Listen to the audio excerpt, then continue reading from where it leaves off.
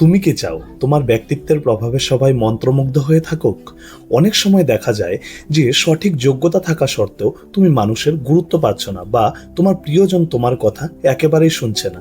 আজ তোমাকে আমি একটি এমন বিশেষ টোটকা দেব, যদি প্রয়োগ করতে পারো তবে তোমার স্পর্শে এক অদ্ভুত আকর্ষণ তৈরি হবে। তা চলো, ভিডিওটি শুরু করার আগে সবাই কমেন্ট বক্সে ওং নমঃ শিবায় লিখে দিয়ে যাই। তোমাকে কি করতে হবে?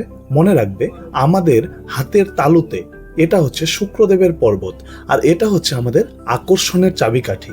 প্রতিদিন সকালে স্নানের পর সামান্য একটু এলাচ ও চন্দনের গুঁড়ো একসাথে মেশাও, তারপর শুক্র পর্বতে ঘষো।